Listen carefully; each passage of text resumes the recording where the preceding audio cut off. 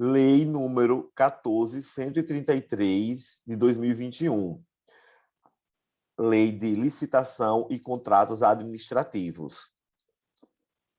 Importante da gente já dizer, Maria, que essa lei de licitação, em que pese ser uma lei federal, ela é destinada para todos os entes da administração pública, direta e indireta. É só a gente estar na cabeça. Envolver o dinheiro público, tem que licitar. E aí ele já vai dizer aqui, ó, título 1, disposições preliminares, capítulo 1, do âmbito de aplicação desta lei. Artigo 1º.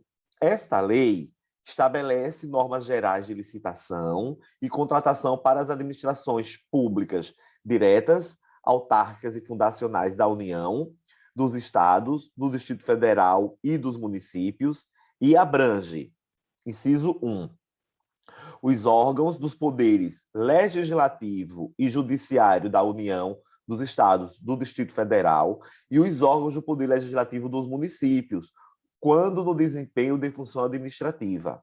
Interessante aqui esse inciso 1, para a gente lembrar que a administração pública não é sinônimo de poder executivo. É um desdobramento da função executiva, né? Então, a gente olha para a administração pública, a gente vê o poder executivo, porque é como ele se materializa. Mas não só o poder executivo tem administração pública. A administração pública está, na verdade, exercendo a função executiva, né? Que também é exercida atipicamente pelos outros poderes. Porque nós sabemos que a nossa república, né, que é uma democracia, ela é dividida em funções. A função legislativa, a função executiva e a função judiciária. Nada obstante o próprio texto constitucional tratar essas funções de poder. E por que é bom essa distinção de dizer que não é poder estrito sensu, sim funções? Porque o poder legislativo, por exemplo, a função típica dele é o quê? Legislar, criar lei. Mas, atipicamente, o próprio poder legislativo, ele julga. Exemplo, quem é que julga o impeachment do presidente da República? É o poder legislativo, em que pese naquela situação em concreto, presidir aquela corte, o presidente do STF, mas quem está julgando, quem vota para condenar, para dizer que é a favor ou contra o impeachment, são os membros do Congresso Nacional. Então, é um exemplo do poder legislativo, que tem a função de legislar, exercendo atipicamente a função judicante. E o poder legislativo, ele administra quando? É só pensar. O poder legislativo, a Câmara dos Deputados, o Senado Federal, eles não contratam seus servidores, eles não fazem o concurso público, eles não dão férias aos seus servidores, eles não dão licença remunerada aos seus servidores. Tudo isso se enquadra dentro de ato administrativo. Inciso 2. Os fundos especiais e as demais entidades controladas direta ou indiretamente pela administração pública. Parágrafo 1º. Não são abrangidas por esta lei as empresas públicas e as sociedades de economia mistas e suas subsidiárias, regidas pela Lei número 13.303 de 2016, ressalvado o disposto no artigo 178 dessa lei. 178. O título 6 da parte geral do decreto 2848 de dezembro de 40, que é o Código Penal, passa a vigorar acrescido capítulo 2b, que diz assim, dos crimes e licitações e contratos administrativos. É só a gente pensar, Banco do Brasil, Caixa Econômica Federal, que são exemplos típicos de empresa pública e sociedade de economia mista. A priori, elas não têm obrigação nenhuma de licitar. E essa lei deixa muito patente, Maria, lá no artigo 1º, esta lei ela estabelece as normas gerais de licitação, tal qual determina o texto constitucional. Lembra? O texto constitucional, quando ele fala naquelas competências, artigo 21, 22, 23, 24, ele diz que compete à União legislar de forma geral sobre licitação. E é exatamente isso que a lei aqui ela está trazendo para si a norma constitucional. Ó. Esta lei estabelece normas gerais de licitação e contratação, e aí ele também já explicita para quem? Para as administrações públicas diretas diretas, autárquicas e fundacionais da União, Estados, Distrito Federal e municípios. E abrange, e aí ele vem para os poderes também legislativo e executivo. Tranquilo? Parágrafo 2º. As contratações realizadas no âmbito das repartições públicas sediadas no exterior obedecerão às peculiaridades locais e aos princípios básicos estabelecidos nesta lei, na forma da regulamentação específica a ser editada por ministro de Estado. Então, aqui o parágrafo 2º já deixa patente que não importa se a repartição pública está sediada em território nacional ou no estrangeiro, ela também deverá obedecer aos princípios básicos dessa lei de licitação. E, obviamente, também as peculiaridades locais, onde elas estiverem instaladas. Parágrafo 3º. Na licitação e contratações que envolvam recursos provenientes de empréstimo ou doação oriundos de agência oficial de cooperação estrangeira ou de organismo financeiro de que o Brasil seja parte, podem ser admitidas: 1. Condições decorrentes de acordos internacionais aprovados pelo Congresso Nacional e ratificados pelo Presidente da República. 2. Condições peculiares à seleção e à contratação constantes de normas e procedimentos das agências ou dos organismos, desde que a. Sejam exigidas para a obtenção do empréstimo ou doação. B. Não conflitem com os princípios constitucionais em vigor. A linha C. Sejam indicadas no respectivo contrato de empréstimo ou doação e tenham sido objeto de parecer favorável do órgão jurídico do contratante do financiamento, previamente à celebração do referido contrato. Isso aqui, Maria, é muito importante porque vejam, o órgão ele vai se endividar, ele vai efetuar um contrato de empréstimo. Por isso que tem que ter essas peculiaridades imanentes nesse parágrafo 3º, seus incisos e alíneas. Vou falar aqui da LINDB, que foi acrescida aqueles artigos 20 a 30, para falar exatamente da responsabilização pelo parecer jurídico, porque o executivo toma muita decisão com base nos pareceres jurídicos dos seus jurídicos, né, seus procuradores e tal. E aí depois vem a ser responsabilizados pelo Tribunal de Contas. Então fica uma coisa assim muito abstrata. Então a LINDB veio dizendo que tudo tem que ser exposto, o argumento tem que trazer sempre questões concretas, fatos, dados, questões factíveis, né?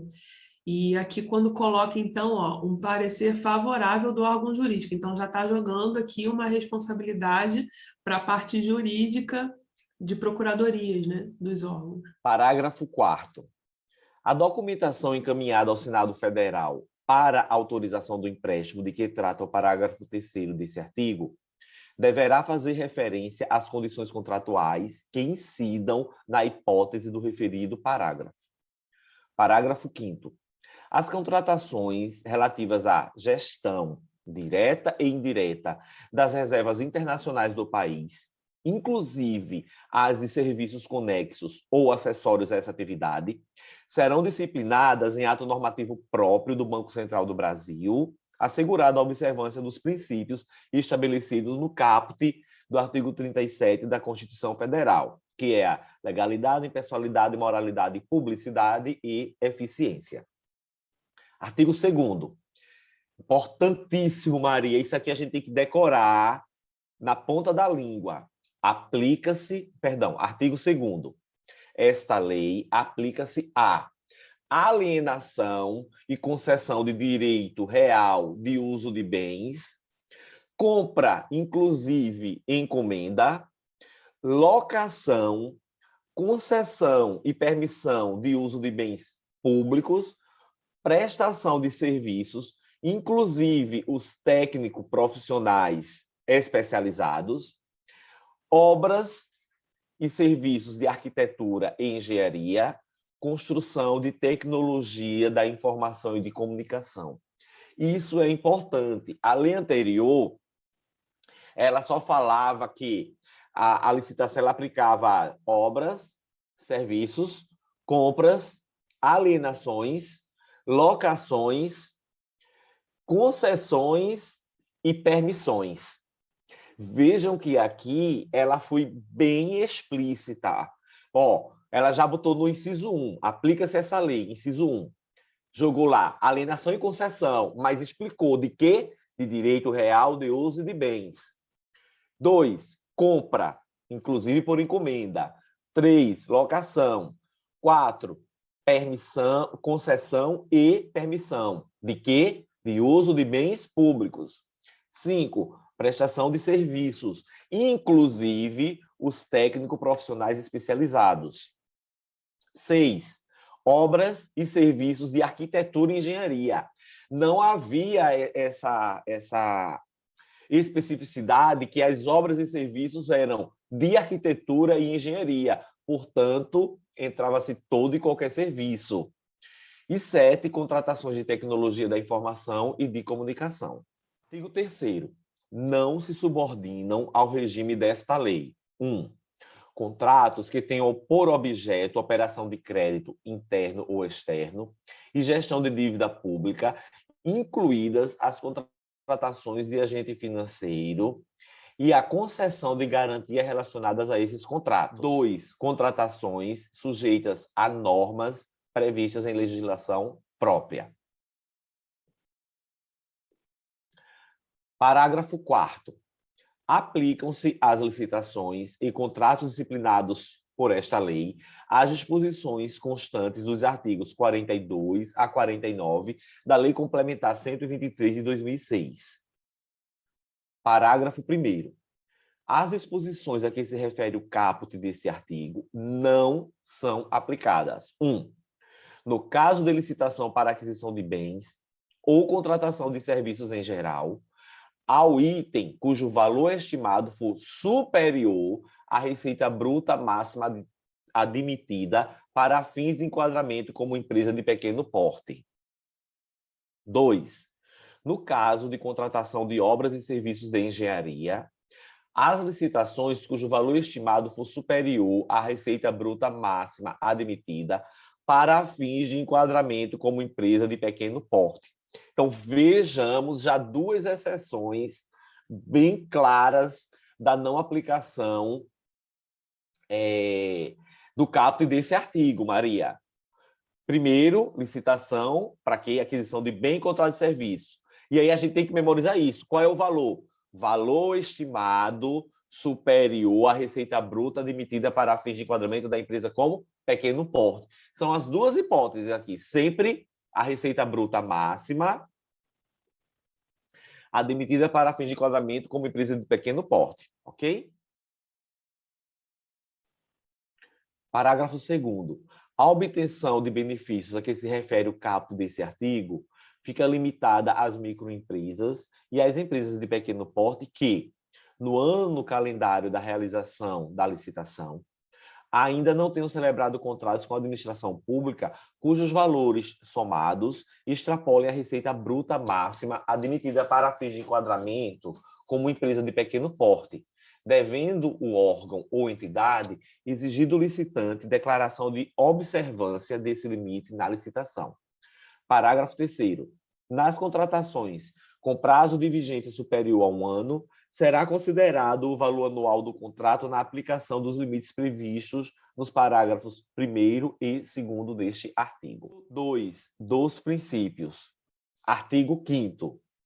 Na aplicação desta lei, serão observados os princípios da legalidade, da impessoalidade, da moralidade, da publicidade, da eficiência, do interesse público, da probidade administrativa, da igualdade, do planejamento, da transparência, da eficácia, da segregação de funções, da motivação, da vinculação ao edital, do julgamento objetivo, da segurança jurídica, da razoabilidade, da competitividade, da proporcionalidade, da celeridade, da economicidade e do desenvolvimento nacional sustentável, assim como as disposições do Decreto-Lei 4657 de 1942, que é a LINDB, a Lei de Introdução às Normas do Direito Brasileiro.